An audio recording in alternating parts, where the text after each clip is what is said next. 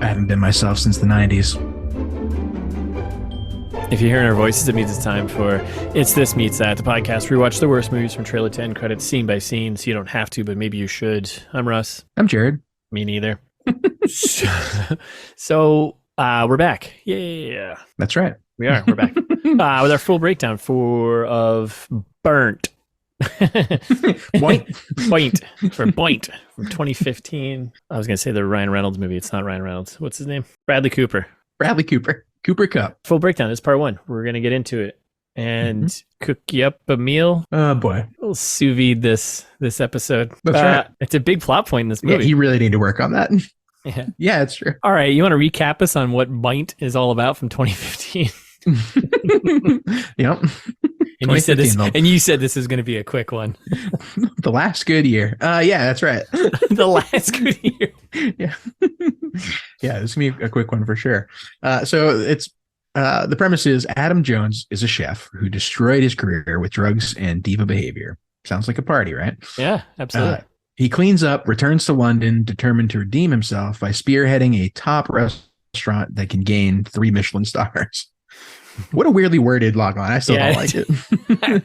Yeah, it's a weird mouthful. I don't like it either. I rarely like it. So yeah, you can cut out that he cleans up and returns to London. We don't care about that. No, not at all. Yeah, okay. I don't know. The rest of it sucks too, but yeah, it all sucks. But you could start there. We could start there and cut that up. But anyways, yeah, I mean that's pretty much. I don't know. That's the movie. Yeah. I'm gonna go out and say I was wrong. This movie does not turn into Whiplash. It does. I thought that was I thought you came up with that. I didn't realize that was a. Oh, yeah. You thought that was totally original? Yeah, I was like, wow, this is really good. This would be a really good movie. Nope. Does not turn into Whiplash. I was actually kind of close. Yeah, I guess you're pretty close. Yeah, I was kind of close because I'm not sure if he's. Yeah, well, we'll get to it, but he almost ended up on a plane coming back to California to be with his boyfriend. So yeah, kind of, sort of, like almost, like right, like yeah. I think halfway, like three quarters of this movie through, I'm like, wait a second, are him and Tony, were they an item at one point? Is that what they're hinting at? Yeah, maybe. I don't know. I couldn't tell. No, definitely not. No, I wasn't sure. I don't know. There was one scene I was like, I think maybe, but anyways, it doesn't matter. We were close enough. Quick info. Yeah, you gonna tell me about it? I'm gonna tell you. I don't know anything about this movie. All right, I'm gonna give you everything that you need to know about this, and maybe some. Okay, so directed by John Wells. Okay. He's a workhorse. So mostly a lot of producing, but he's got some solid credits under his belt. Okay. Directing a lot of TV. Did episodes of ER. He's been writing stuff since Shameless, since the late Shameless, which I haven't seen, but I heard is good. It's funny. Same. ER wrote 32 episodes of that. Directed some episodes. Only directed a 10 couple episodes of West Wing. Interesting. Yeah, like, right, like 32 episodes of ER. What? Yeah, and like 134 episodes of Shameless, which might be all of. I don't know like how many of that works, but. Yeah. Wow. So, and he's only done like a couple of movies though. The Company Men, which I've heard of. I mean, this is all his writing credits, and he's directing again. He's done episodes of random TV series. That show Made on Netflix. Okay. But he for movies, it's just a Company Men and this Boint that he's directed. So weird. Yeah. So he's been around. I mean, he knows his way around a camera. So that's the director of this. Yeah. Don't quit your day job. Yeah. He doesn't have to. He's got one, and it's working. Yeah. So, I mean, stick to producing. Don't direct it anymore. I mean, the shots weren't bad. Like, it was filmed fine. Like, there's nothing wrong with that. It's just this story was weak. So we're gonna get to that. So screenwriters, we have two people here to blame. So Stephen Knight, who I have heard of, he did the screenplay, and he's known for the movie Serenity, which came out in 2019 with I think that's Matthew McConaughey in that one. The sci-fi one? No, 2019. No, not that Serenity. Okay. No, it was like a. I was like, oh, cool.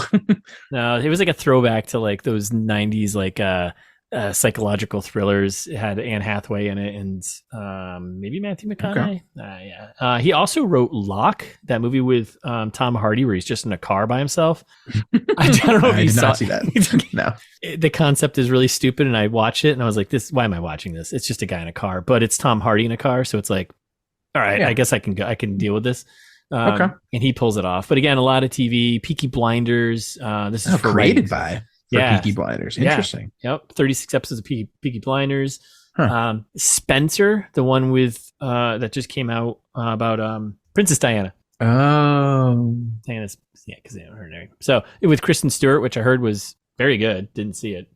Yeah. So I mean, he's got a Girl in the Spider's Web, the sequel to the Girl with the Dragon Tattoo. Screenplay. Liam Gallagher solo music video. Yeah, because everyone needs that. Seems crappy. Yeah, everyone needs an Oasis adjacent music video under their belt. But yeah, I mean, he's got the credits. Eastern Promises, which was a good one with Viggo Mortensen. Viggo Mortensen, got it. Yeah, been doing this since the early '90s. So wow, Sam. And then the story by Michael Kolesniko. Yeah. Right? We'll never look it up. So just go with he's a Canadian. Just go with something. Yeah, Kolesniko. Known famous for Canadian name. Kolesniko. Yeah. Known for How to Kill Your Neighbor's Dog, never seen it, heard of it. And Iron Sky, do you remember that one? Is that the one where the Nazis like take over the moon or something like that? It was kind of really goofy, kind of. No, I'm not familiar. Should I watch that? It's stupid. No, don't worry about it. Private Parts, 1997 screenplay for Private Parts. I'm not familiar. Howard Stern movie. I do not know Private Parts. That's been around for a while. No. But that's movies? it. The autobiographical story of Howard Stern. You've never heard of that movie or seen There's it? a movie about that? Oh my God. Yeah, so that's Michael Kolesniko. He's only done a handful of things, but since 1995, written. Wow. All right, so who's in this? We got the Bradley's Cooper's Lees. Mm-hmm. He plays Adam Jones. Sienna Miller, she plays Helen. I think Helene. Helene, was it Helene? Helene? I think so. Okay, we'll go with that. That's fine. I just watched it. Daniel he never says her name. Yeah, they say it twice in the movie. I think it's and it's Tony, Daniel Brühl's character. So Daniel Brühl, he plays Tony. Yeah. Friend of the past, not friend of the pod. Actually, is Daniel Brühl friend of the pod? No, I don't think so. Not yet. I don't think so. But it opens us up to some nice accent work later. So yeah, it does. It does. And then we got Riccardo Scaramaccio. Oh boy. Scaramaccio. He plays Max, a loose cannon line cook. We got Omar Sy, who plays Michelle. Emma Thompson, add a little weight to the cast here, plays Dr. Rosehild. Friend of the pod. Yep. Sam Keeley plays a young chef David. Henry Goodman plays Conti, who's like an old friend of Bradley Cooper's character there. Matthew Rhys plays Rhys, the kind of villain chef, or his opposite, like his competition chef. Is he a friend of the pod? No. Okay. And then Alicia Vikander, she plays Anne Marie. I include her because she's kind of important, obviously later in the movie, but she's not in it for very long. I mean, she's listed as like one of the leading, like she was in the trailer. Yeah. On the credits page there. And then we got Jody Hulls. He plays an electrician. Oh. He plays an electrician who thinks there's too much tarragon in his meal. I was gonna say, you mean the electrician? Electrician, yeah. So that's who's in this. And production budget, all this stuff, numbers. You like numbers? Here are the numbers. Ready? Worldwide box office made $36,766,293. That's not bad. That's like 9,600-ish fanatics. Pretty good. Yeah, it's not bad. Split up domestic is about 13.6 million, international 23 million. And then I did another 3 million-ish home video DVD sales and all that fun stuff. Dang. All that on a budget of 20 million. Yeah, not bad. Yeah. Profitable slightly. Maybe. Slightly, I guess. Yeah. They did 50% of the marketing budget, like 30 million overall, maybe. Yeah. Rotten Tomatoes, it sits at 28%. That's why it's here. And 44% for the audience. So yeah. Okay. Yeah. I'm not surprised by that because it's definitely not the worst movie we watch. No, it's put together. Yeah. Yeah, Bradley Cooper is pretty good in it. Like all the acting, I think is good. It's just again, it always comes back to like the writing and like. But we can fix some stuff in part two when we go to Jared and Russ ameliorate. True. Yeah, the writing and the story and the the characters and Yeah, but the execution of like the directing and everything else, that's good, and the acting is pretty good. Yeah, so still wouldn't watch it. I wouldn't recommend watching it, but pretty good. You want some fast facts? No, don't waste your time. Yeah, Act me, Daddy. Got a few here. To prepare for his role, Bradley Cooper trained alongside Claire Smith, executive chef of London's restaurant, and Gordon Ramsay. Oh, I guess this is one place. Executive chef of London's restaurant, Gordon Ramsay, which has 3 Michelin stars. Wait, what? That's not a sentence. Yeah, right? Like what? I'm pretty sure I read this before I meant to read it. It's one of those things where I read it and didn't read it out loud, and now I'm reading it out loud. Who wrote this? Who are you? Show yourselves. Probably not. Maybe it's supposed to say like Gordon Ramsay's protege. Yeah, I don't know. Or something. Because like she works with him, or I don't know. The restaurant's not called Gordon Ramsay. Yeah, I know, right? Like that's the man. That's the man. The person. Nope. Is it the name of the restaurant? Yep. Ugh, I hate that. I'm not a Gordon Ramsay guy anyway. I'm not either. Pod. Yeah, I'm not a fan. We don't want you on the podcast, Gordon Ramsay. So yes, quick fact check. Yes, she is the executive chef of London's restaurant, Gordon Ramsay, aka the Gordon Ramsay restaurant in London. Terrible.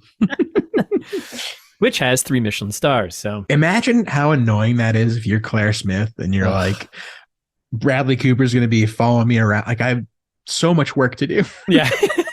If it's anything like what we saw in this movie, right? It looks really stressful. Yeah. After this movie wrapped, there was a lot of consulting chefs on this, but consultant chef Marcus Waring said that if he had to hire anyone from the leading actors and actresses, he would choose Sienna Miller for her culinary skills. I don't know what that says about anyone else. Or her, for that matter. Like, he's not saying she's good at cooking. He's just saying, like, if I had to pick someone from the cast, I guess her. Yeah. Like, he closes his eyes, he's like, here. Who am I pointing at right now? If you put a gun to my head, I guess her. Let's see, other fun stuff. Bradley Cooper was already fluent in French before filming. Oh, okay. I actually was kind of thinking about that towards the end. I'm not a French guy, nor do I speak French, but he seemed like he did pretty well. I've dabbled. You dabbled in the language de France. That's right. Okay. En français. En français. S'il vous plaît. Moving on, Bradley Cooper claimed that the actors and actresses performed their food prep scenes with all of the hazards of a real kitchen, including flaming stoves and sharp knives. Also, real chefs were cast as extras in the kitchen, putting pressure on the actors and actresses to keep up. Why? Why would they do that? Make it authentic, man. You're just cooking stuff. Like, it's okay. You'll be all right. It's just a knife. It's just fire. So this is gonna be a numbers fact here. Mm-hmm. On Adam's last day, shucking oysters in New Orleans. So in the opening of the movie, which we'll get to, he's tracking how many oysters he's shucking as kind of penance for him screwing up his life back in Paris or wherever, right? That's right. So he's in Nolans and he's tracking the number of oysters he's shucking. His notebook says that he had shucked 996,696 oysters before starting his last day. Okay. Meaning he shucked 3,304 oysters during his final shift to reach his 1 million goal. If he worked an 8-hour shift on that final day without a single break, he would have to shuck 413 oysters per hour, which breaks down to 7 oysters per minute, or 1 oyster every 8 to 9 seconds. Wow, that's that seems unlikely. Yeah, takes me like 3 minutes. I'm like, God damn it! So yeah, that's numbers. Interesting. Facts. Yeah, it could be like numbers. Okay. Well, I'll give you another one then. That's he had shucked when he's starting his final shift, about 269 Fanatics worth of oysters by count to dollar. Count to dollar. It's a lot of oysters. That's right. Jamie Dornan had a 2-minute cameo in the movie that didn't make the final cut. He is part of Sienna Miller's character's backstory, playing her ex-husband Leon Sweeney. Oh. He appeared in one scene having a fight with her. Test audiences disapproved of the scene, and it was removed. Who's Jamie Dornan? That sounds familiar. 50 Shades of Grey movies. The Longest Yard? Oh. Yeah. Oh. Yeah, he's the 50 Shades of Grey guy, Jamie Dornan. He's also in this show on HBO that's really good called The Tourist. It's really good. I highly recommend it. Watch that over this. Huh. Okay. Yeah, so there you go. This one is going to blow your mind. David Fincher was originally going to direct this in 2008. What? Yeah, this movie was in development hell. So he was going to direct it in 2008 with Keanu Reeves attached to star. What? Fincher left the project in 2010. Bradley Cooper was announced as a lead in 2012. with Derek Cianfrance as director. Don't know who that is. Cianfrance dropped out, and John Wells was hired to direct in 2013. Fascinating. Yeah. I feel like a David Fincher, Keanu Reeves cooking movie. Very different. It would be probably what we wanted and like way more intense. Yeah, I probably would have loved that. Yeah. Oh man, right? Like, I feel like we got robbed. We definitely got robbed. The script was featured on the 2007 Blacklist, the list of the most unproduced scripts. So it's been around for a while. It's been in development since 2007. The film was going to be titled Chef, but Jon Favreau had already used this title for his movie. That's a good movie. Have you seen that one? Yeah, I did. That's a good one. Yeah. Before the Weinstein Company, bought the rights for this movie. It was a Sony Pictures project, and the company to be starring Adam Sandler. yeah, right. You're doing Spanglish too. Yeah, Spanglish too. I'm in the kitchen cooking. All right, get out of here. And the company said, so it was a Sony Pictures project, and the company served Favreau's production with a cease and desist over the title Chef.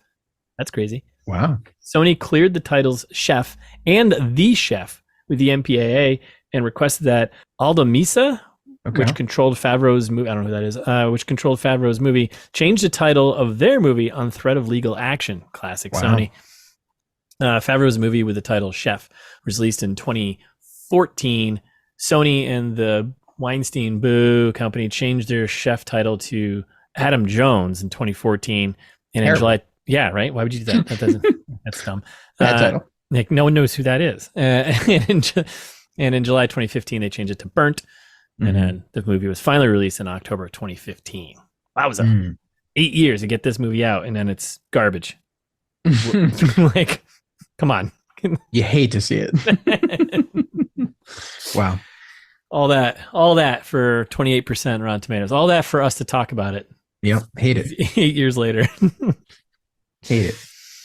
All right, we're down to the last one, unless you have some surprise ones here. Oh, I should know, if you haven't noticed, listener, we are doing Fast Facts before our Hollywood pitches. We're making some changes to some of our segments. So, that's right. We're going from quick to fast to our pitches. So, if you're wondering, Hollywood pitches are coming next. So, the last Fast Facts. You're gonna have to help me with some of the French on this one. 3 of the 4 times there was a scene. There were 3 of the 4 times there was a scene. I don't know. The wine's in here. 3 of the 4 times there was a scene with wine in it. First one was with meeting Conti, the older character of the kind of mentorish character of Adam Jones, Bradley Cooper's character, in his restaurant. Second time, 5 seconds. yeah. Second time was when Tony was in the cellar choosing a wine for the pigeon, and third when the maitre d' of Rhys was in the kitchen counting money, and Adam Bradley Cooper came and burned out. Yeah. All these scenes had the same wine, a Premier Grand Cru Classé au Saint-Emilion called Chateau Anglais. Okay. Yeah. I think I nailed it. Yeah. Close enough. Also, this is a funny fact inside of the fast fact. This is an expensive wine, normally too expensive to put next to a course just for a quote unquote pairing. Wow. Well, that is fun. Yeah, that's fun and fast. Not really. It was a little bit longer than fast. Speaking of drinking, did you know that the Michelin Man's name is Latin for to drink? I thought it was going to be like to tire. Nope. Bibendum is to drink. All right. And not in French, in Latin. Right. So I don't know why. Yeah. But look at that. So much to learn from us today. You're learning so much, listener. Aren't you happy you turned this one on? Get happier. We'll sprinkle some history about the Michelin program and stars and book throughout the episode. And Bibendum. So keep listening. Come on, get happy. All right, we're doing this. So you want to Hollywood pitch me, le motherfucker? Because that's because we're doing the whole French thing. Oui. Okay, so this movie is obviously The Kissing Booth 2 meets the 100-Foot Journey. Okay. Now I know you've seen The Kissing Booth 2. Sadly, unfortunately. And they have a lot of things in common. One, both movies have awkward kissing, several awkward kisses. Yeah, actually, yes. Kissing Booth 2 has like a bunch of awkward kisses because it's The Kissing Booth, but also there's that like kind of shoehorned in Ollie turns gay, realizes he's gay subplot. Yep. Oh, right. Yeah. Where they have the pretty uncomfortable kiss at the end that definitely, like, you don't really even know Ollie's name basically until that point, because they like really try to force it in, which like I'm like good representation in the movie, in that at least like there should be, non-heteronormative characters in the movie, but also be better. Like they did a bad job. we talked about it in the Kissing Booth too. Go listen to that episode. And in this movie, there is a similarly uncomfortable gay kiss that also feels like it's kind of shoehorned in, not like about the like. I don't know. Bradley Cooper's character does not seem like he seems very straight the whole time, and Tony is not, and Tony like pines after him. That's like you were alluding to it earlier. Like Tony was like I think Tony always had a crush on him. Yes. Yeah. And so like kissing him feels like it's like, I don't know. To me, it felt like he was like a weird take advantage of Tony. I don't know. Poor Tony. Poor Tony. Tony's the real hero in this movie. So that's Kissing Booth 2. There's no dancing in this movie, at least, but I'm surprised you're not doing there's the main thing I thought you were doing. Oh, sorry. The main thing. Yeah, I completely forgot about the main thing is the montages. That's part of why I picked this. I think montages per minute. I think Burnt beats the Kissing Booth. It's going to be very close. Yeah. It's like there's montages on top of montages in this movie. That's right. I forgot about the obvious one. Yeah. I only remembered the awkward kisses. But either way, both movies suck. So don't recommend. Yeah. Now, have you seen The 100-Foot Journey? I have not. Haven't even heard of it. Okay, it's the same movie, basically. Okay, or like a good version of this movie. So it's about a Muslim family who is running a restaurant in India, just like this movie. It's not. This movie doesn't do that. Just listeners, in case you didn't watch it. which is fine and fine. That's right. At one point, they end up in London. The restaurant family, they have to flee India. There's like a mob attack kind of thing, kind of like in this movie where they were the mob kind of attacking, right? Yeah.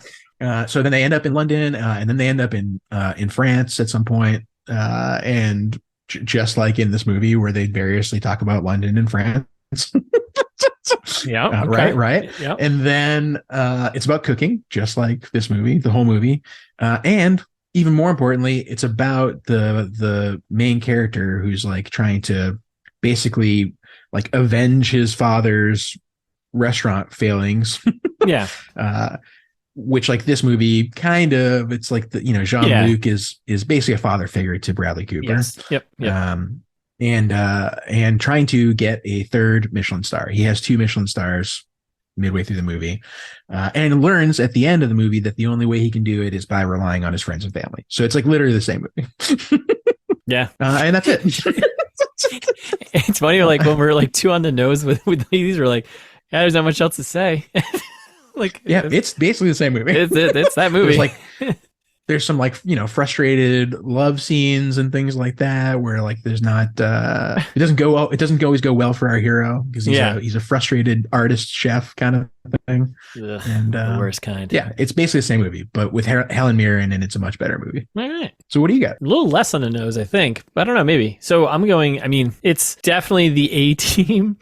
The 2010, obviously, the 2010 A-Team movie remake kind of movie, whatever, right? Meets Waiting, the Ryan Reynolds movie. Okay. Have you seen these both? I mean, you know of them. Yeah, not sure how you're going to connect it to Waiting, but oh, don't you worry. So the A-Team, I mean, I've seen both of these. The A-Team is pretty obvious. One, we get the connection. Bradley Cooper, right? He plays Face in the A-Team, kind of egotistical guy, right? He's always worried about his name is Face and his good looks, right? Always wearing a leather jacket. Just like Bradley Cooper's name is Face. Yeah. It's just Face. Also the A-Team, I mean, the first 15, 20 minutes of Burnt is him assembling his team, right? That's right. And he's just manipulating people. He's getting people fired. He's getting bad reviews for restaurants, and he's just manipulating all the characters to get them together to form the A-team, right? That's right. Loves it when a plan comes together. Meets waiting now. You know, the connection of, food industry. What? That's so crazy. I don't know, lead male character you really don't care about? I don't care how I don't really care how Ryan Reynolds' character ends up in that movie. But the end of it, he finds that he needs to better himself. I think at the end of that movie, right? He decides to not take the promotion at the restaurant and decides to go back to college for a better future. So he has a realization that that's the only way he can do that. So and what else in Waiting? I think that's it. And I mean, that's just a real glimpse of how restaurants, are, right? It's so I think a more true to life restaurant experience of Waiting. And I also wanted to call it out because there is a little Bradley Cooper's character, Adam Jones, goes on a little bit of a mansplaining rant about Burger King and comparing it to like really fancy restaurants. And I just wanted to call out the not fancy restaurant and, serving millions of plates of food to hungry people every day. Wow. Yeah. Good connection. I think that's it. Right. And and and also in Waiting, I'll throw this out too. You have like the cast of characters you'd find in a kitchen, right? You got all the wacky characters, just like this movie. You got the loose cannon who's coming out of prison. You got they're out of jail. You got the young kid who doesn't have the confidence in himself. Then you got him who's like kind of right. And you got the cocky leader guy who's just like, yeah, we'll get through this, whatever. So that's it. That's what I'm going with. I'm sticking with it. What great job to both of us, I think. Yeah, I mean, did we never? I mean, I don't think there's ever a time where we don't nail these. Even when we fail, we don't. We fail gracefully. That's right. Yes, gracefully. Should we get into this? Yeah, I guess so. Prepare yourselves, listener. We are going to get into it. That's right. Yeah. So I mean, we get the usual. We get the entertainment one, which I think I missed. Yeah, they were very early on. Yeah, they're if you're getting comfortable on the couch, you'd miss them. We've done another movie of theirs. I don't know which movie. We did? Yeah, we've definitely done an entertainment one. Chaos Walking. That's what it was. There it is. I was going to say, was it the Tom Holland movie? Wow. My memory is better than I give myself credit for. Okay, so yeah, entertainment one, and then we got, like Weinstein, whatever. Boo. And in opening credits, it's just a shot of him on a trolley, kind of opening image, you get the back of his head. And he's just doing some voiceover about his mentor, Jean-Luc Picard, and talking about God and oysters and apples and recipes. Yep. Yeah, that's basically it. It's really annoying. Yeah. And someone had said that, you can't make apples and oysters and make those recipes any better. Right. But the whole thing is that as a chef, it's our job to try. And then cue the bluesy music, Bluesic. And then we get a oyster shucking montage, right? Credits are rolling, more voiceover exposition coming from him. And I'm like, I wonder who he's talking to. We never find that out, do we? I think just himself, yeah. Just and the bluesic is to signify that he's in New Orleans. Yes. And he's basically like, some nights I thought I was almost as good as I thought I was but that's what I'm told. And you're like, wait, what? Like those weren't sentences. Like, what do you? I was gonna say it's like all the exposition from the trailer, explaining to us what the premise of the movie is. He's like, well, I got chased out of Paris and I sentenced myself to this hard labor, and today's my last day. I did $1 million finally. Okay, sick. Title card. Like you could have cut out all that. Whatever. I'll get into the ameliorate, but that's a detail. But you could have cut all that voiceover out and just like just explain it through dialogue or something else later. But yeah, so Devil's Chased him out of Paris, blah blah. And then he gets the 1 million, eats the 1 million one, I think, right? Or maybe the 1 millionth one. I don't know. We get the title card burnt, and then he just walks out and leaves his job. It's like, asshole. Like the guy in there is like, hey, where are you going? Like, we still have work to do. Hey, I'm working here. Like, what are you like? What's going on? You just, okay, asshole. That was my New Orleans accent. No, that was good. Yeah, that was pretty close, right? I did a shot of him walking on a bridge in New Orleans, not where we thought. I think it might have been shots of airplanes. So clearly he's traveling. Then he's in London, more bridges. Well, that's when I was like, which bridge? Because he's on like 8 bridges. It's a big travel montage. Yeah, he bounces from like a New Orleans one and then to I don't know, then he's in London, so whatever. Yeah, this is like the quality of my notes, by the way, in this movie. Like, guy shows up, woman follows. She says he showed up. Something about Paris. Yeah, I like how you have a lot of question marks in your notes. Great, this ought to be fun. Yeah, exactly. So he's in a hotel room, and so these like first 15 minutes, this is all just him, the A-Team moment, right? He's meeting all the characters. So we meet Daniel Brühl's character here, right? Tony. He's got a. Meanwhile, Tony has like a vaguely French, semi-German because he's Daniel Brühl. Yeah, because he's Daniel Brühl accent, and I love it. I'm here for it. It's pretty great. Clearly, he's like a hurt friend from Adam Jones's past here, right? So, and basically, what we're getting in this scene is that he runs his father's hotel. Jones has some shit to say about the food being served.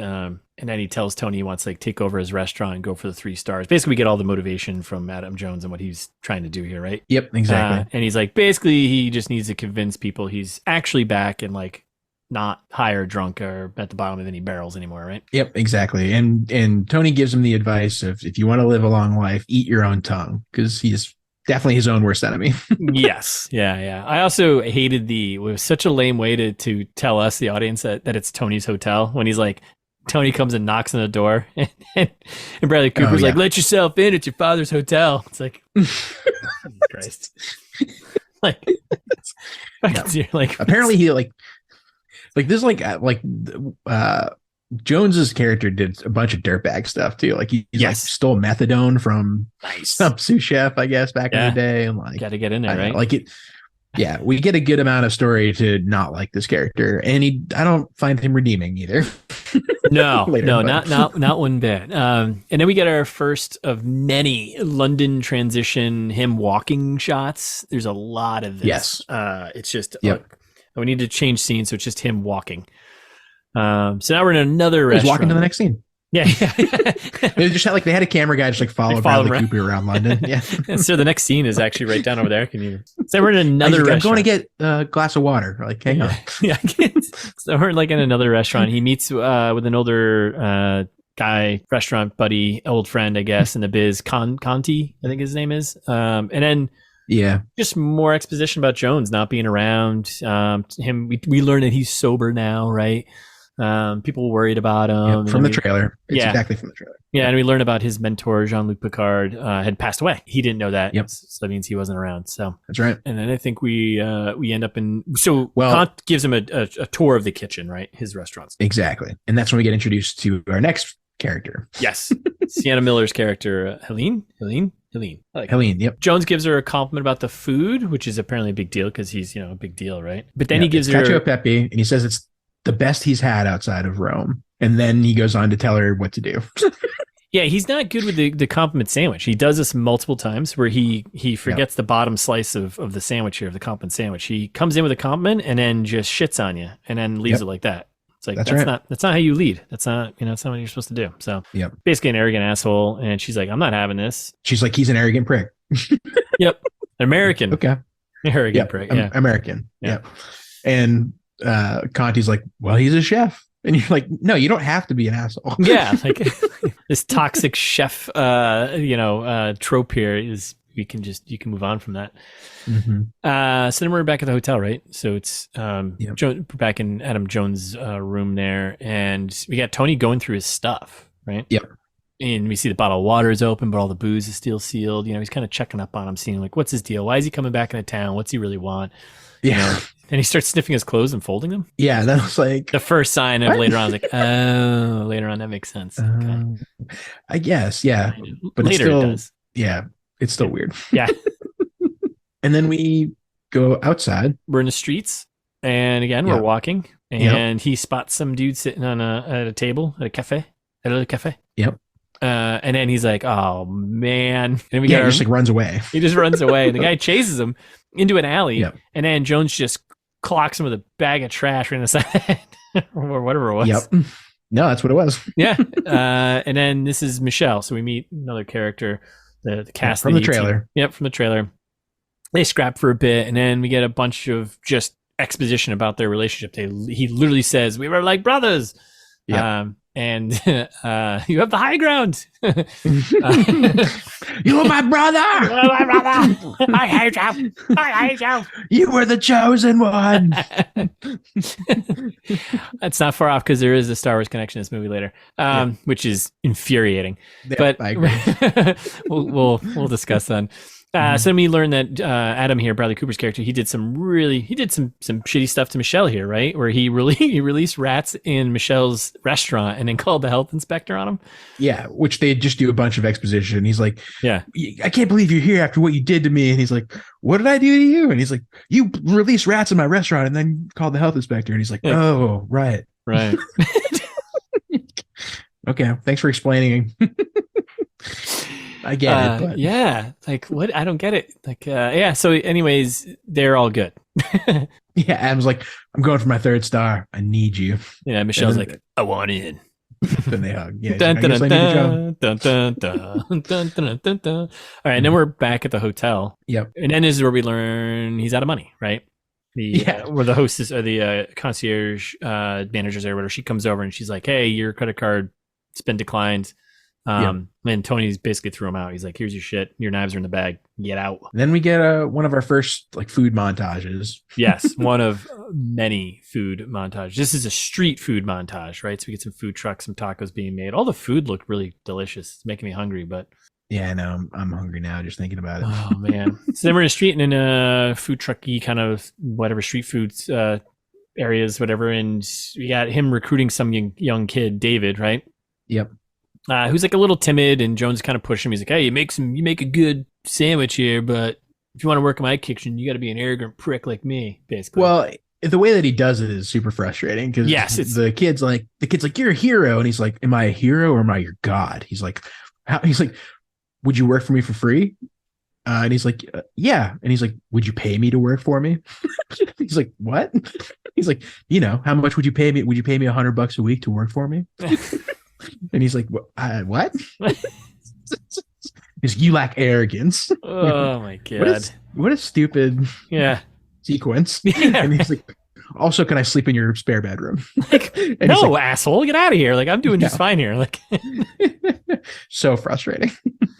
Oh my god! Yes, we asked him to crash his place, and then we're at David's apartment here, right? The quick from the trailer. Quick shot from the trailer here. Him and his girlfriend, played by Lily James. One of her early things. They're chatting in bed while Jones in the background whipping up breakfast, and they're chatting about basically they're providing more exposition about how awesome he is. Right. Yep. And this is where we get the Rolling Stones. He's like the Rolling Stones of chefs kind of line. Yep. And then this is so annoying. So then he's like, David here is explaining, giving an analogy of us the stars, right? What you need to be, how good you need to be to get those stars, the Michelin stars, right? Because I guess the Rolling Stones bit didn't make his point clear. Yeah. So he decides to use a Star Wars analogy, which it's even worse. It's even worse. Which if you can't do anyway. So he's like, to get even 1 star, you have to be like Luke Skywalker. To get 2, you have to be like whoever Alec Guinness played. Which, first of all, dude. Sir Alec Guinness. Yeah, right, correct. Sir Alec Guinness. Yeah, and second of all, come on. Come on. Like, if you're going to do a Star Wars thing, and you know who Sir Alec Guinness is. Yeah. Like, how do you not know Obi-Wan Kenobi off the top of your head? Right. It's so frustrating. Yeah. And then, because then to get 3, you're Yoda. Yes. And you're like, so you know all the other characters' names. Yes. But you don't know like one of the most powerful Jedis in all of the galaxy. So frustrating. Trains Luke and defeats Darth Vader the first time? Come on. Grow up, kid. Embarrassing. And then she's like, well, what if he's Darth Vader? I don't know. He's got a son. He's got a son. He's gonna, and then Adam Jones here makes a dope ass breakfast. They eat it. Have a little humor between David and Jones about, what was it, escargot he made for breakfast? It's old fashioned or something. David doesn't say anything. He's like, it's breakfast. And then the girlfriend's like, David thinks your escargot is old fashioned. And you're like, wow, way to rat him out like to his hero. Yeah, right. Come on. To his god. Yeah. He just tried to make it very clear. We're talking about Sir Alec Guinness, and very frustrating. Yeah. You know what? It's time for more food transition shots and a little montage, and Adam Jones writing ideas down. Yep. I feel like a good 10, 12 minutes of film is actually montages, probably. More than that. You think Definitely. More than that? I mean, 12 is a lot too. So I think at least 15. It's like almost a quarter of this movie is montages. Yeah, at least. So now we're in Burger King, and sponsored by Burger King, and he's meeting Helene here, and basically just does some mansplaining about food and why Burger King and the restaurants they work at are the same. And the reason why she should hate Burger King is because they're consistent, and consistency is their death, right? That's what he death says, for people like them.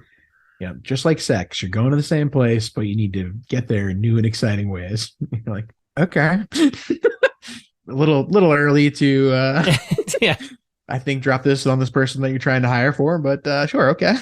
Yeah, a little bit, and then she's basically not having it. She's like, whatever, right? And then we get more food transition shots, right? And then we're at a food truck now, right? I think. Yeah, and then this is when Uma Thurman shows up, who I wrote as Lady from the trailer because I don't recognize anyone ever. So even Uma Thurman. So she plays I guess one of the top-notch food critics, right? One of the most renowned or whatever. She's a food critic. We learned that they had a past. It's frustrating, like a lot of other things in this movie. And it's 2015. And like, come on. Yeah. And so like, she's like, oh, like, yeah, I'm a lesbian and I slept with you. And I'm like, what? Yeah. Why have this in this movie? Like, it's cut that.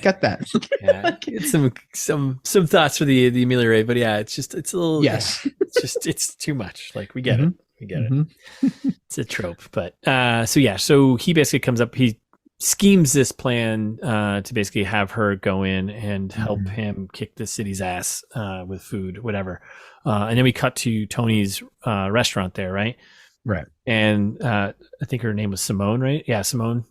She shows up. This is Uma Thurman's character, whatever. She shows up, and then Tony's freaking out in the kitchen. He's like, "Oh, mate, she's here. She could destroy us." Blah blah blah. Everything is fucked. This meat is too dry. Oh, this tarragon is too tarragony. And Adam Jones is there. He's all, he's got his jacket on. He's just hanging out, and he's like, your kitchen's effed if you don't let me cook for her. Yeah. And he like, whips out his knives. He's like, "I got my knives. Oh, what's this right here? My knives. Look at that. Who did that? Who put those there? Didn't even know that. Didn't even see those in my back pocket." And he's like, "I could leave. I'm gonna leave." He starts walking out, and Tony's like, "No, come back. Yeah. And then we get a Adam Jones cooking montage. Another one. And Uma, she's eating, and she is clearly pleased. And Tony realizes it was all set up. He's like, "You set this up." The bastard could cook gravel, he says. He's good. He's just that good. Gravel, you say? Yummy, yummy, yummy, my tummy. We're back. We're still at the hotel there, the restaurant, Tony's hotel restaurant, and it's kind of closing time. So it's just him and Adam Jones hanging out, right? And they're chatting. He's like, "I got the A-team together." Yeah. And a new woman. And he's like, "Oh, a woman?" This is 17 minutes in the movie. I'm so sad. Yeah, and he's got his A-team and more exposition pretty much about Jones's character and his past, right? Well, he's like, "Oh, if a woman's involved, no way, because then you're going to blah, blah, blah, it's going to ruin everything." And he's like, "I'm sober. I don't do that stuff anymore," And then we get some exposition about Tony and his father, right? And it's like, if it wasn't his hotel, Adam's basically, if it wasn't your father's hotel, you'd have been fired a long time ago, So they basically saying that they need each other to succeed here. So, and also he's like, "Your father's not sick; he's dying." Yeah, like, ruthless. Yeah, like okay, but it's like you're the best maitre d' in town. Because Tony's basically like, still you can tell like worshiping Adam, right? Yes. And he's like, "Oh, like, yeah, you're like the best chef in the world." And he's like, "Yeah, and I think you're the best maitre d' in town." Like, in town? Come on, man. Clearly they need each other to succeed, but Adam doesn't realize that it's a team effort, but he still thinks it's, and then we get another Adam Jones walking transition. Yeah. Meanwhile, somewhere else. Yeah. We're at Emma. We meet Emma Thompson's character now, Dr. Hildebrand Thorne, whatever. The one time that we could use like a little bit of exposition because I'm confused. They just jump right into it, and you kind of put it together, but it's also like, this could have been a way more interesting subplot. We're getting to ameliorate, I guess, but or the other shit you had said earlier you could have done here, right? Because she's like the psychologist. It's like, oh, this is the perfect time to drop information. If you can drop information bombs, have the psychologist do it. Nope. But then she goes on about how he's gonna get regularly drug tested, right? Or Tony's money will get pulled, right? Yep. Basically, the kind of like somewhat of the core theme of the movie is like him trying to cope and continue with dealing with his issues, and then he makes a movie reference to he wants his chefs to be the seven samurai. Which what? I don't get it. I mean, it's a A-Team movie, right? Basically. Yep. Stupid. Yep. Very frustrating. And then there's another cooking montage, right? We're in another restaurant. Yep. Surprise, surprise. This is just when in doubt, just throw in a cooking montage. So we meet his opposition, his kind of chef. Reese's Pieces. Reese's Pieces. And we get more exposition about Jones's character here, right? Excuse me, chef, there's been a complaint. Yeah. And he's like, what? Who did this? And then he comes out and he sees it's Adam Jones there. And he's like, don't fight him. You guys probably shouldn't fight, huh? Not in the restaurant. Yeah. And, then they sit down. They have like kind of like their little witty banter back and forth a bit. It's not witty banter. No, it's offensive. I'm not saying it actually is, but this is what they're attempting. Like they're trying to do witty banter because they do this 3 or 4 times, these two guys, when they meet up. Yeah. It's not good. Like Bradley Cooper says, I love the decor. Perfect for stoning infidels. Yeah. Like that's offensive. Like ruthless. So, he's trying to be witty. It's attempt at witty. Oh God. Yeah. But then basically this is when it's revealed that Rhys, meanwhile, while Adam was out shucking stuff, got his 3rd star finally. And Rhys tells him, look, this Mozart Salieri business is getting old between the two of us. And he's got a lot of like you said, like they're trying to be witty, but it's like weird throwaway. I don't like. He's like, oh, doomed youth is romantic and doomed middle age is not. It's pretentious witty banter. Yes. That's what it is. So it's not good. It's obnoxious. Yeah, it's very frustrating. It's very like, we can reference Mozart and doomed youth and romantic. Like, shut up. Just like you're an asshole. Get out of my restaurant. Yeah. You're like, okay, Aaron Sorkin, I get it. Yeah. Don't social network me. Yeah. So then he's leaving and again tries to give a compliment sandwich, but leaves off the end there. He's like, hey, the lobster is good, but too much lemon. Yeah, you fucked up the sauce. Yeah, too much fucking lemon. Like this part was stupid too. Like then, like as Adam walks away and Rhys is like to his right hand man, he's like, you got to find out who he's got over there. Yeah. Why? Like who cares? Yeah, I don't care about this plot at all. Yeah, who cares? So then we cuts to Adam Jones on a Mission Impossible motorcycle here, cruising around town. Yep. Because he's badass. And this is a transition to him going to a jail or whatever prison there. Not prison, it's a jail. And he picks up yet another character for the A-Team. Yep. And this is Max, the loose cannon, kind of, doesn't play by the rules. Yeah, don't play by the rules. And basically he was in jail because he assaulted a guy for plating monkfish upside down 3 times. Yeah, which Relax. Embarrassing. Yeah. How do you how do you plate monkfish upside down 3 times? I'm with him. Yeah. You deserve to get assaulted if you can't plate a monkfish. That's right. Oh my God. But he saved his nose, which is nice of him. And then there's like a quick joke about where he got the motorcycle from, and it was Michelle's, and he didn't tell him. I don't know. He just stole it. Yeah, he stole it. He stole his friend's bike. Because he's forever a jerk to Michelle, which will also come back later. It's called karma. Mm-hmm. Now we're back at the restaurant. And we're at the new place, the place that they were planning on opening together, right? Tony and Adam here. And like doing at the hotel restaurant. Yeah. Oh, they're doing they're remodeling it, right? Because right, that's exactly. Yeah. They're doing a full remodel of the restaurant, and work's being done, and him and Max here are cooking, having some quote unquote humor about too much tarragon, and then he gives the electrician tries, and I think he says too much tarragon. Yeah, it's dumb. And then he goes down to the wine cellar there, and he's chatting with Tony. And then this is where we learn about the other subplot. Yeah, he gets like a recipe. Yeah, like, here's a recipe, and it's like actually a death threat. Okay, like, what? Was Tony? Maybe he was just saying it as like, oh yeah, here's a recipe for you. Check out. Like, I don't know why he would. Yeah, I didn't quite get that either. But yeah, basically, you got a note from the drug dealers that he owes money to. Like, whose name is Bonesis? Like, I mean, that's how it's spelled. Yeah, you're gonna pick a name. Hey, it's Bonesis. Right? Bonesis. I'm Bonesis. Bonesis, the driving cat. Bonesis. Bonesis, eh? Where's our drugs this money is? It's Bonesis. Where's my loot? Where's my lootsis? So yeah, he owes some bad people, some shady money, to shady people from Paris. You know? Yep. And Tony warns him, you got to take him seriously because that guy is crazy. Yeah. Hooch is crazy. Yeah. Bonesis is crazy. Mm-hmm. Bonesis is crazy. I can see Bonesis talking about himself in the third person. Who's crazy? Oh, Bonesis is crazy. Yeah. Some say Bonesis, some say Bonesis. I like either one. Bonesies. I'll break your bonesies. That's why. Hey, that's got to be it, right? If you don't do as I says, you're gonna get your bones broken. I'll break your little bonesies. Bonesies. So then we cut to a nice London evening transition shot, more of him walking and eating. And then we get that. I love that music. We get the music that implies like he's thinking, and like working through something.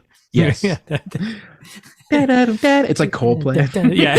Like he's like, oh man, I'm pondering how to make a better root beat or something. I don't know, man. And then it's a montage. And that kind of runs into a montage of him giving Helene like a letter in her bike basket or something. Was that what he did? He dropped off a letter? Something like that. Well, there's also like a therapy scene in there. And stoves firing up. This sleeping. Like days go by. It's unclear how much time is passing. Him looking on as David, the young kid, is doing his thing, cooking, things being ironed.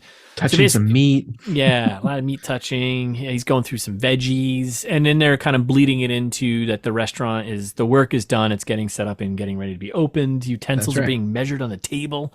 Yep. How far the forks are apart apparently is very important. He's got oysters. He smiles at him getting oysters. Remember when he shucked those million oysters? Mm-hmm. And then we get the reveal. Adam Jones, the Langham. Adam Jones at the Langham. Yeah. You're like, oh. Open for biz. So for how long? Yep. Bleeding out of the montage, but then this whole next couple of scenes are like intercut of a couple different things happening, right? Of the restaurant doing its thing, and then we cut to Helene kind of subplot story here, whatever. Mm-hmm. So we got Jones giving, and this is basically him just being a total asshole, right? I think. Yeah. He's giving some kid shit, just being a straight up asshole, kind of running a show, sending out orders, yada yada, kitchen stuff, right? Then it cuts to Helene. She's showing up to late work. She's showing to a separate restaurant. To Conti's restaurant, the old guy from earlier, right? So she shows up there. Late, right? And he's like, "You're fired." And she's like, "What?" And he's like, "Here's your knives." And he says, "Get out of here, or you'll be late." Because ruthless. And he's smiling, and she's like, "What? Like what?" Like, she's not happy because she has a child to feed. Yeah, and she has a job. Like, yeah, exactly. I hate this guy so much. And then we cut to it's raining, and then she shows up at the Langham here, and her and Adam Jones are chatting outside. I see you brought your knives. Yeah. And he's like, I'll triple or whatever. I'll triple your salary or whatever you make over there. Sounds great. Yeah. You're wasting your talents at the other place. And I'm like, all right, dude, like you're an absolute asshole. You could have just come to me. You didn't have to get me fired and put me through this like stress here. You could have just offered me a job. Yep. Said he's a manipulating asshole. Mm-hmm. And then we cut to, how's the restaurant doing? And Tony comes in. Not so good. He's like, we had 4, cancellations. He's like, 4 people. He's like, no, 4 tables. Yeah. Yikes. Yeah. And then we get the article in the paper about Jones, basically his past and his Yeah, the headline was what, like old kitchen devil fails to do something. Yeah, it was stupid. It was a stupid headline. Like, why would you say old kitchen devil? What is that? Yeah, like what a weird way to write a headline. Yeah, right. Kitchen asshole. He's like 40. Yeah, like old kitchen devil. Yeah. What? Yeah, really. This guy is over the hill. So there's more kitchen stuff, and then we got Adam here. He's just yelling at people. We got a shot of Helene. She's doing stuff. She showed up right now. The chef's kitchen knife tattooing behind her ear was a little obnoxious, a little bit much. Also, why didn't you have an apron on? Like everyone else has got aprons on. Like they have extra. Put an apron on. You don't need to be just in your t-shirt. And then we cut to Rhys. Rhys shows up to the restaurant, right? That's right. The villain. Under a fake name, O'Reilly. Classic. Under his priest name, so he can deliver the last rites. Classic Irishman. Yeah. Mm-hmm. Tell him he doesn't have to come out and say hi. He's probably pretty busy. He looks around the restaurant. He's like, or maybe not. Yikes. Yeah. Back in the kitchen, back of the house, lots of yelling of chef. Pork. And he's like throwing plates. Actually, the budget of this movie was probably to all the plates he destroys. Probably, yeah. He breaks every plate I think he has. Yeah, listeners, you might not know this little inside the biz tip. Restaurant plates in movies, $10,000 a piece. Restaurant plates. That's right. Or $1 and you break 5 million of them. When you're in the industry. When you're in the industry, yeah.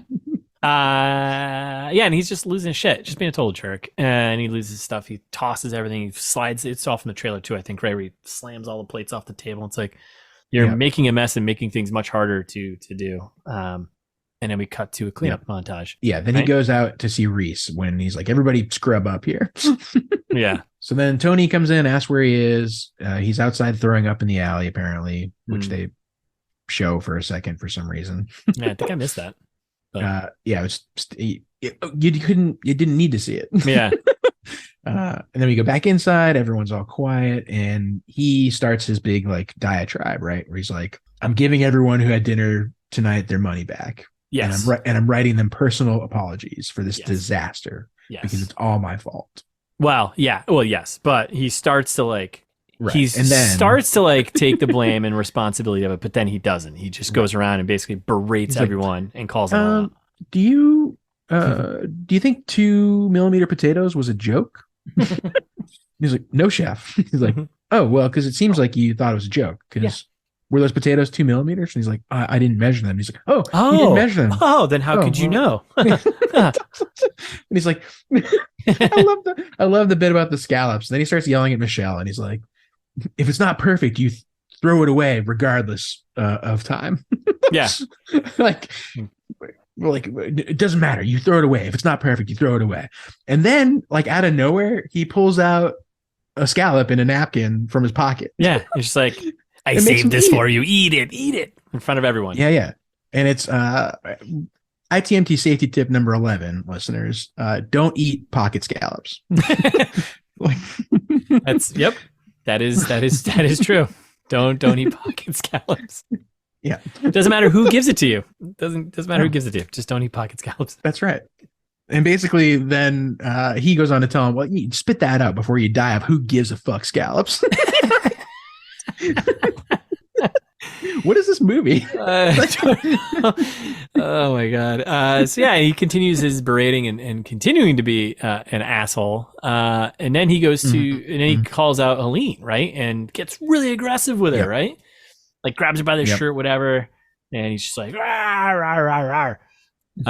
Which like, you can't grab people by the shirt. Like that. Yeah, no, that's he tells her she's a piece of equipment. Yes. He's like, you're a piece of equipment. We're chefs here. Get the fuck out of my restaurant. Yeah. It's very frustrating. Yeah, and she's just like, don't touch me again, which is completely, reasonable. Super reasonable. Yeah. Completely beyond. And then, she leaves. He screams again, everyone get the fuck out. And then 36 minutes in, somehow.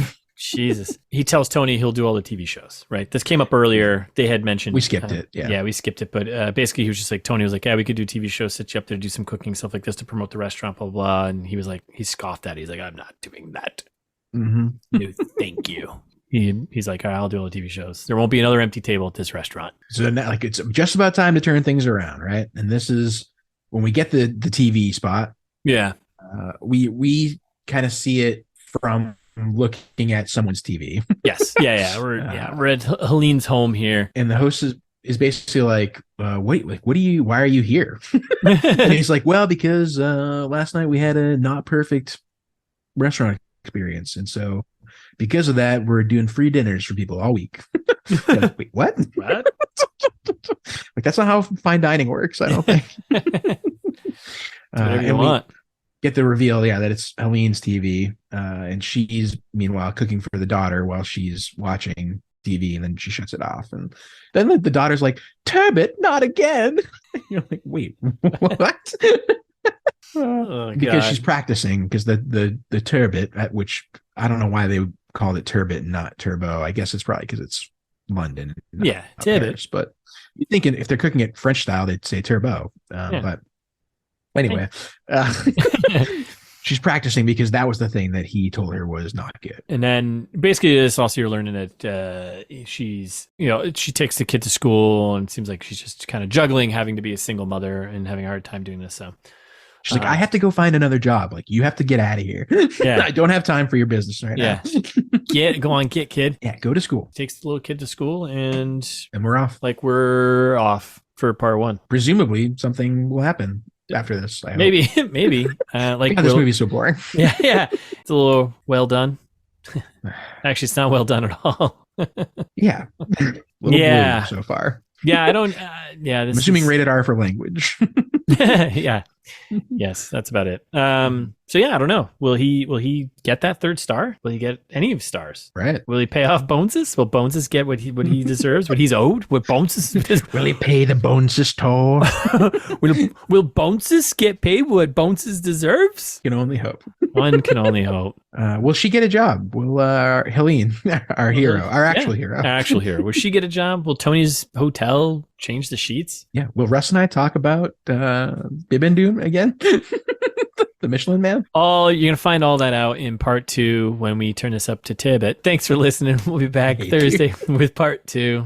In the meantime, you can follow us on Instagram. It's This Meets That, or ITMT Pod on Twitter. If you know someone who would enjoy this, pass along to them, and subscribe wherever you're listening. And when you're there subscribing, you can also leave us a review, like a pretend you're a obnoxious food critic. Write something mean or something nice, and leave us 5 stars either way, because we'd really appreciate it. Yeah, tell us we got too much tarragon.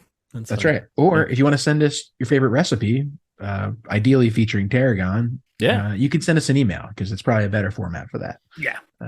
It's thismeetsthat@gmail.com. Or you can go to the website, it's thismeetsthat.com, and find all the information about the podcast, all of our old episodes, soon to be some bios of the ITMT team that we have introduced over the years. The ITMT team. Mm-hmm, that's right. And lots of other good stuff. So highly recommend you check it out. That was it's thismeetsthat.com.